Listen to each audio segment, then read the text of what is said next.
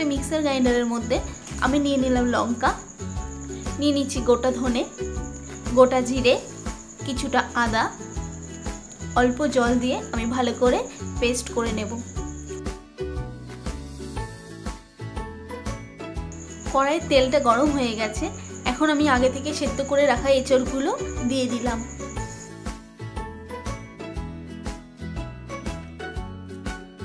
এখন আমি এর মধ্যে অ্যাড করে দিচ্ছি অল্প হলুদ আর অল্প নুন।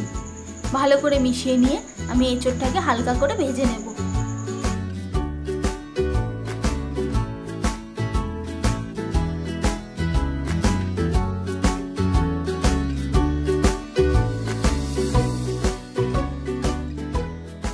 এঁচড়গুলো লালচে করে ভাজা হয়ে গেছে, এখন আমি এঁচড়গুলোকে তুলে নিচ্ছি।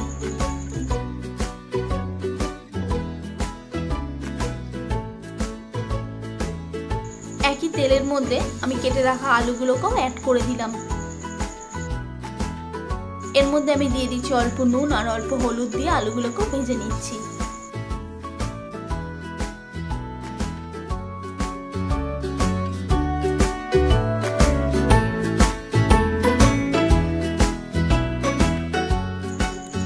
আলুগুলো ভাজা হয়ে গেছে, আলুগুলোকে এখন আমি তুলে নিচ্ছি।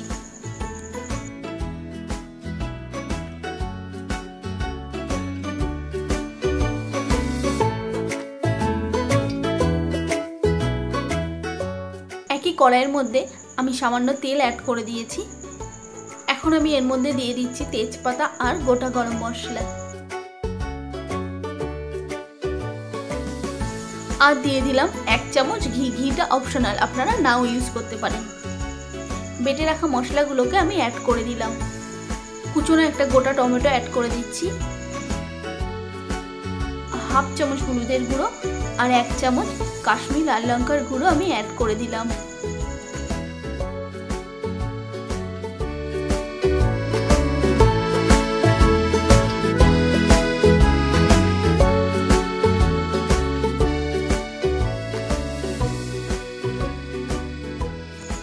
আর দিয়ে দিচ্ছি 1/2 চামচ চিনি আর স্বাদ মতো নুন। নুনটা আমি আগেও দিয়েছি, নুনটা আপনারা কম করে দেবেন। ভালো করে মিশিয়ে ঢাকা দিয়ে কষিয়ে নেব কিছুক্ষণ।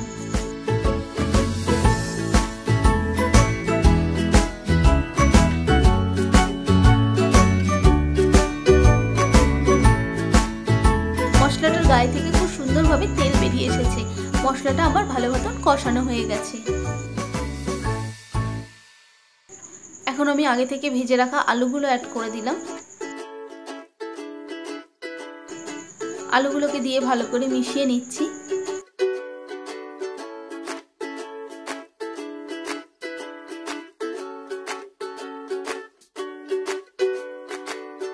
এবার আমি অ্যাড করে দিচ্ছি আগে থেকে ভেজে রাখা এঁচড়গুলো। এঁচড় আর আলুটাকে ভালো করে আমি মিশিয়ে নিচ্ছি।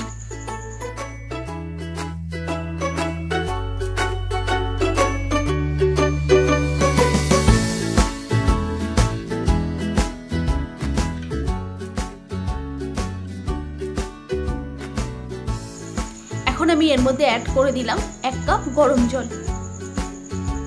গরম জল দিলে তাড়াতাড়ি রান্নাটাও হয়ে যাবে আর তরকারির স্বাদটাও অনেকটা বেড়ে যাবে। সেই জন্য আমি যে কোনো তরকারি রান্না করার সময় গরম জল ইউজ করি। এবার আমি ভালো করে মিশিয়ে নিয়ে ঢাকা দিয়ে রান্না করব কিছুক্ষণ।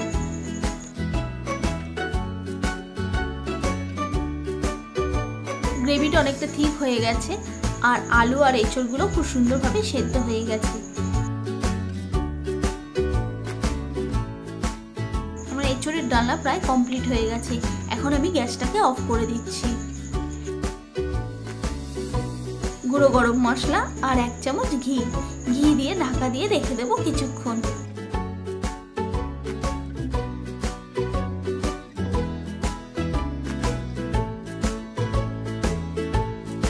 আমার নিরামিষ এঁচড়ের ডালনা কমপ্লিট হয়ে গেছে।